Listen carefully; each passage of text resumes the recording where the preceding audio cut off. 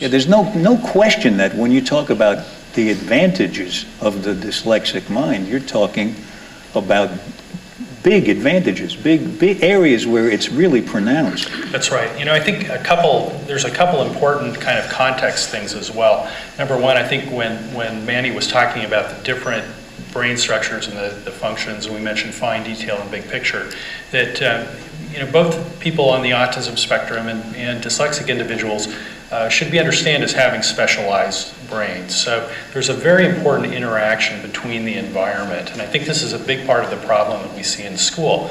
Characteristics that should be allowed to flourish and lead to strengths if they're nurtured properly become disabilities in environments where the kids are asked to do things in ways or at ages, times of their development, that they're not ready. So we're creating disability out of difference. The second thing that's very important to think about is when we're talking about autism spectrum folks here and dyslexic folks here, what we're really talking about is not autism spectrum or dyslexia spectrum, but the human spectrum.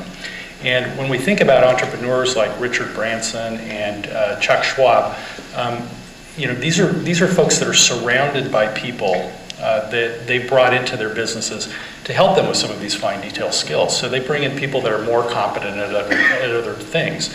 And the research into entrepreneurship does show this much higher rate of entrepreneurship among dyslexics. But that same research also shows that one of the skills that the successful entrepreneurs have is the ability to build teams among people that have different skills. So I think one of the things that we really need to be much, much better about than we have been is thinking about the context of relationships, that we're not just raising students to become islands, you know, without thinking about them in relationship to the other people around them. But we need to think in our dyslexic schools and raising our dyslexic kids about teaching them how to recognize what they're really good at, what they often need help at, and recognizing how to advocate for themselves and be good advocates for what they're good at, and also building teams with people who may lack those high So we need not only good connections within the brain, we need good connections among people. That's right. exactly Yeah. right. Yeah. Yes. That was pretty good what I just said.